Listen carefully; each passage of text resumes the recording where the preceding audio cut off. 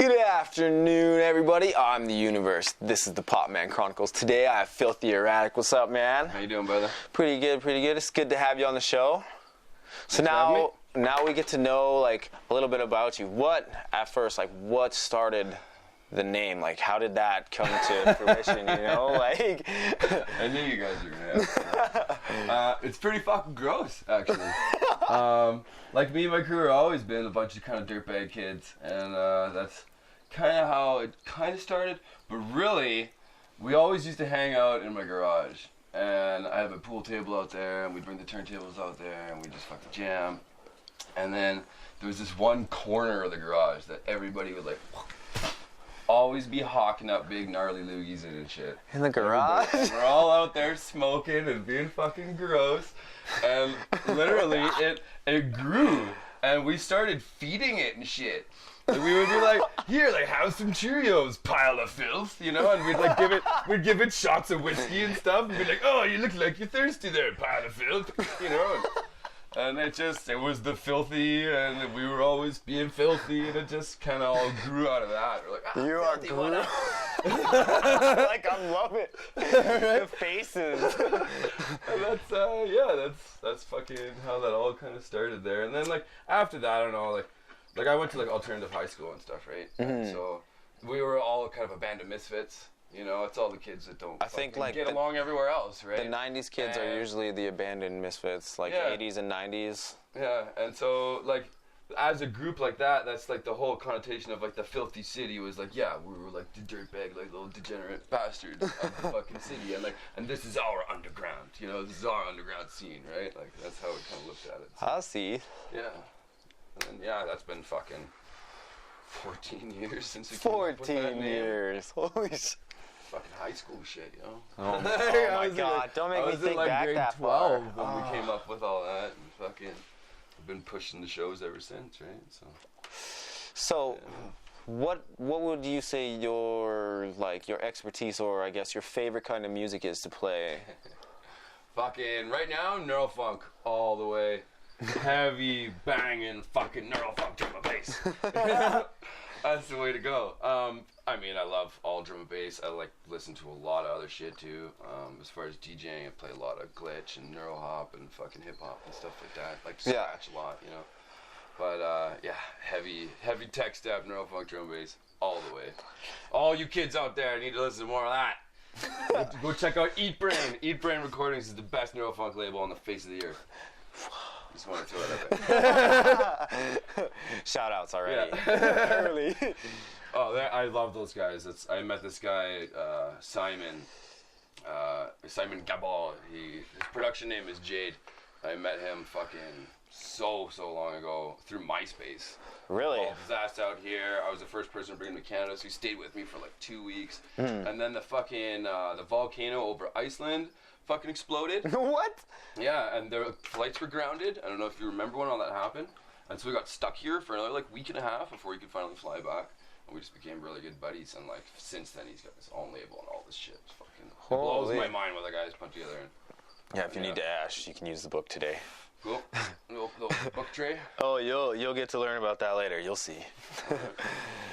So, another thing. So was it like, was it always DJ, or did you have like a different kind of like take on music? Like, I mean, some people start with just straight EDM. Other people are into the old school like hip hop. I grew up with music big time. My parents are both musicians. My mom's a singer.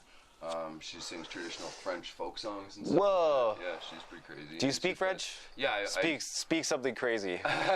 Tu veux que je parle en français avec toi? I don't know. Tell me something to say, fuck. I grew up in French immersion, right? And my grandparents are from France and stuff, so I always spoke French. I don't really do it a lot anymore. Yeah. Once you start like talking with somebody, then you start thinking in French too, and it all just kind of rolls back to you, you know? Like, if you wanted me to read it or write it, I can totally do that. No, our one roommate, what was it? It was like Ukrainian. She called like Brussels sprouts something in Ukrainian, and we were like, what the fuck? But, yeah, my mom and my dad were both musicians. My dad plays like the bass guitar. And oh, cool. Shit, but they were big like hippies and all that. So fucking, they're always playing music around the house. We'd always be going to their shows. I played in bands and stuff. Oh. So when I was a kid, I started playing bass guitar first, and then I started playing rhythm guitar for a while. And then when I moved to Calgary, I fucking met my buddy Mo, and he had just got his first set of turntables, and I was just kind of getting into electronic music, you know. I'm like, fuck, turntables is shit. once I got going, I fucking love playing like this. This is great. Yeah, I myself just got some turntable. Well, not tables. I got a tractor, so. Yeah. Mm-hmm. You got one of those, do you? One of those narcissistic old bastards. It's like, what? You're not playing on a fucking turntable with a goddamn record? What are you doing, boy? Put that controller back in the closet, son, you know? Like, I don't know how to do that. I'm learning music. Yeah, different format for everybody, right? Different That's folks true. for different folks. When I started playing, you could nearly have CDJs. Yeah, I guess. You know what I mean? They were like just kind of coming out. They were like, whoa. Well, for me, like I started as a heavy metal musician. Like I sang heavy metal. Cool. Well, I guess it would be like death metal and I used to do a lot of thrash metal and death metal. Fucking Slayer for life. Saw them fucking down at the Dome. It was great. Slayer and Megadeth. Yo, that was a good show. One of my buddies at my job was there too. He said he got really drunk. He said it was a great time. So man, so looking at your music theory, I guess you have like a lot then, eh? I don't know. I mean, I never really did any like formal training in anything. Well, yeah, I mean, I took keyboard lessons for a little while when I was a kid. You know, that was about it, right? But well, I guess everybody has their own music theory, right? I suppose, yeah. You know, when I look at like DJing and like what it's kind of all about, it's like it's such a fucking program. It's like a brain program that you're doing. It totally is though, because everything is fucking counting and calculating, especially when you're like thinking of like how sounds are working and how you need to fucking, you know, adjust them to really make things balance together and shift and move the way you want, move different parts of the tracks around and stuff. You know, like it's all a series of numbers and variables when you really think about it, right? You know, I have like 0 to 10 on like my gain and on my fucking mids and my highs and my bass, you know? If I adjust them differently, I could take different parts of different tracks and move them around and fucking make it your own, you know? But like, to me, it's that's the way I've always kind of seen it. I've always been a really analytical fucking head like that, right? Like, I was a big math kid when I was a kid. I was just like math and chess. I was like a huge nerd for like the longest time. Right? Man, see, we should have got the Star Wars chess thing. We could have played Star Wars chess. Look. What are you fucking, baby? I love me some Star Wars. I told you, the Star Wars chess would have been amazing. We could have played chess as we talked. You can pretty much talk Star Wars with like anybody in a rape scene almost. So they'll be like, yeah, Star Wars. Love that shit. The excitement. That's so sick. So like, getting back to it, I got a little lost because we got excited, man. Yeah. Star Wars. Okay, I'm done. Okay. Woosah. I did that wrong. But yeah, getting back to it, do you ever like go back to some of the music you listened to as a kid just to like get your bearings on like the stuff you make now? Well, yeah and no. I mean, I don't really produce, right? Like, I haven't made a new track in a long time. I mostly just focus on fucking my scratching and just getting even deeper and deeper into my mixes and stuff, right? Like, I guess anything I make really is more my recordings. That's what I'm making, you know? So I'm not just like making like a track, and so you're not really like producing the actual sounds in that kind of a way, but I don't know, I think all the music that I listened to when I was younger is still constant influence in my beats. I think that's a big part of the reason why I like really fucking heavy, like aggressive drum and bass. It's like da-da-da-da-da, because I was a metalhead for so long, and like that's what I want. I thrash around, you know. Like the drum and bass mosh pit is the shit. You know, when that actually goes down, we've tried pulling it off sometimes at some of the clubs in Calgary, and fucking kids are like, "What are you doing, man? Get out of my space!" And we're like, "Come on, yeah, mosh pit!" Ah! You should just start yelling "Wall of Death" and run. Like 4 people, like no, that'd be so. What are those guys doing? Like, that looks fun. Way to go, guys! Team spirit. But yeah, I totally believe fucking all that shit is a heavy influence. You know, I spent a lot of time like listening to like hip hop and stuff too, and like, you know, the early '90s and shit, right? And so, you know, same idea. I mean, electronic music and hip hop are so synonymous. Yeah. for me, like my hip hop influence, like I used to really love the '90s stuff, but like I like acid rap. Like Like trip hop kind of shit? Yeah, kind of like Schoolboy Q and Flatbush, Chance the Rapper, Vic Mensa, like, cause they're all, ooh man. I've been like trying to build my hip hop collection a lot more lately, because I've always been big on like DJing hip hop, and I have like so much of like my shit, you know what I mean? Like all like Common and Gangstar and Aesop Rocky and all this kind of stuff. You know? Aesop's a lot good of too. 80s and 90s shit, a lot of instrumentals and all that kind of stuff. But I fucking recently I went out and just like made a big shout out on Facebook, and I'm like, anybody that can tell me about good new school hip hop that's not like fucking Lil Wayne and like Drake and like fucking garbage like that, right? So fucking yeah. Anyways, no, these guys put up like almost 40 artists or something like that. Man, I like that you dislike Drake. Like no hate on you, Drake, but sorry, like. Yeah, well, it's not my style, you know what I mean? I fucking that shit is all fucking just no. I'll just stop. I'll just start hating on stuff. Keep going on that. It's all about the love. Yeah, I'm a big hater though. I love people that I love. I really hate people that I hate though. You must be like. I guess maybe you're kind of an extremist. I guess. I love you, bro. Don't fucking touch me. Definitely a heavy metal kid. Double tap. It's just the next generation of it, bud. Yeah. So where do you think you yourself are going with your music? Like, do you have any big shows in mind that you want to either like headline or even play? Well, that's the other half of everything that I do. I mean, that's like almost kind of more what I was really trying to focus on for a long time, but it's hard in this scene. But yeah, promoting and fucking hosting events and shit is not easy. Oh, I know. You know what I mean? Especially in the drum and bass world where the community is already so fucking small. And then, you know, I'm gonna go and I'm gonna take this like small piece of that and be like, "Good, that's my kind of shit." You know what I mean? Like, Yeah. There's other drum and bass crews in Calgary that have done the same thing. You know, like you like Come Correct crew, like they're way more focused on like dub, jungle, raga kind of stuff like that. You know, that's I more like their Jungle kind of Terror. sound. They're fucking awesome, right? You know, the 4-3 guys do a lot more like heavy rolling stuff and jump up sounds and shit like that, liquid and everything, right? And then we got our fucking dirty neurofunk, tech step, angry weird shit, right? She'd probably. It's not the easiest thing to sell. Yeah, right? I mean, But, well, it's like I that's been listen. the focus of Philthy Shitty is doing that, hosting events, right?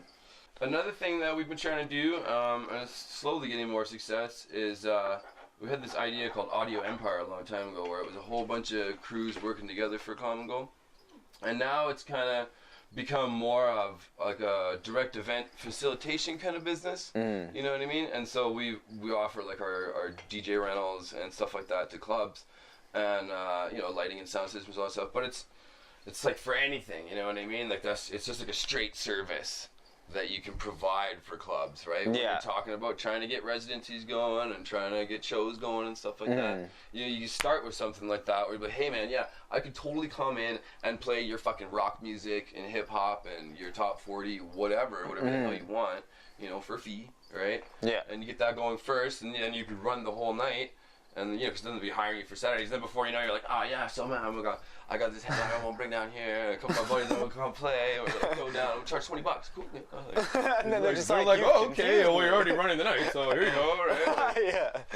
Holy, I never thought of it that way. That is. We're trying to do that. We just got set up with these guys in Cochrane, actually. We just did a show out there yesterday. It's called Town Hall. It's like a new subdivision up there. Oh, sweet. And they offered us Saturday nights last night. Oh, wow. Yeah, and I don't know, like, because me personally, I'm like, I can't go and do that every Saturday night. But if we can organize enough people that can, like, each do it once every month or two, everybody's making a little extra screw. Yeah, that's brilliant. Up there, and it makes us look all good. You know? So that's kind of stuff like that is what we're trying to do now. What about like headlining for shows? Do you want like any shows this summer you want to headline? Any dreams that you want to headline like around the world? One thing that we've started to do that is kind of like that, me and my buddy Danny Rogers, he runs Epic Proportions. He's, it's like more of like a trap, electro, breaks kind of crew. Yeah. Awesome fucking guys. Me and him last year started a project where we're doing stage designs and renegade stages out at festivals, right? And we did 5 of them last year, and only 2 of them were renegades, the other ones were contracted. and it was great. And so we're trying to focus on that kind of aspect of things as far as like getting around and moving our music around, because then we can like run a stage, we can like bring like a bunch of our crew with us, and everybody gets exposure, and you know, we get maybe picked up other gigs because of it. Last year we got offered to do another stage at one called Woofstock this year, and then we also got offered to possibly doing a Tremendous, which was kind of cool because that's my buddy Ken and his crew. They're putting all that together. Man, so like, but we're doing one at fucking Motion Ocean again. We did one last year called Broken Motion, and it was a DJ battle stage. So all weekend long, we just pitted DJs against each other. Oh, yeah. And I was like, okay, throw down, right? And then when we came back to Calgary, we had the top 2 contenders do like a final showdown. Yeah, man. So you as a person, you probably you live in the present. Like, it's all literally about those goals in the present. Like, that's what I'm seeing right now. But I mean, that's great though. I take it as it comes, you know what I mean? I'm not gonna make plans for 5 years from now if I don't know if I'm gonna be able to make that happen, you know? I just try to keep focused on doing good and moving forward all the time, you know? So like, yeah, I feel you, man. I mean, if I want to talk about long-term goals, I'm like, yeah, I want to go to another trip to Europe with my girlfriend. And like, woo, go spend like a month like hanging out in Europe. It's like $2,000 to rent a castle in, what was it, Germany for a month or something? Crazy. Was it Germany or the Netherlands or something? Yeah, there's probably a bunch of shit like that going on. I went out to $2,000, man, and you could have a castle. I was out there for like 5 weeks with 2 of my buddies. We spent a lot of money on accommodations, but we were renting like apartments downtown and shit. Like, I was like, why did we do this?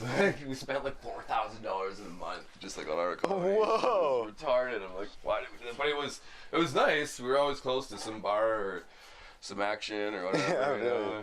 I don't know, man. Living in a castle. Yeah, that would be fucking football in the dope. hallway. Totally down. Sorry, guys, if you ever see this in Germany, but football in the hallways for sure.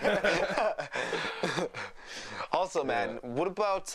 Because we like to talk about green experience too. Like, when was your first time smoking dope? Yeah. I was a fucking kid, man. I feel you. Yeah. The youth. Yeah, I was pretty young. I can't even remember exactly how young, but something like fucking 11 or 12 years old or something like that. It was the first time my brother smoked dope with me. A sibling. Yeah. My sister. My parents would smoke dope too, but I had seen it around, I didn't know what the fuck. Yeah. Okay, whatever. Yeah, it was around then. Yeah, old brother got me right fucked. I've just been smoking weed ever since then. Nice. Do you like? Do you have like a certain tool, or do you just like smoking J's? Do you prefer bongs? I usually like my glass pipe, spoon pipe. Just I can just have a nice little bowl pack. Like Gandalf pipe. Oh, I have this cool little one with this octopus all wrapped around it. I have my little glass pipe. Nice, just man. Puff away out on the couch, melt away. Yeah, man. Cartoons. I need more of those. I need more pipes. I got lots of bongs. Yeah, I see that. Yeah. This one's out of commission though. She's just she's just pretty now. My cat destroyed her.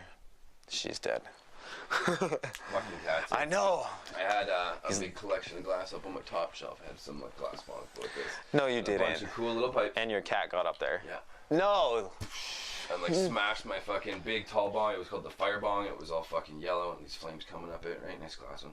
Fell over and it landed on a bunch of pieces. I think she broke 3 or 4 of them. Oh, I was pissed. carnage. My girlfriend was like, yeah! Like wanted to rip that fucking cat in half. Like, holy shit. I'm like, it's the kitty though. I love the kitty. The fucking kitty. Like, you know? That reminds me of someone I know.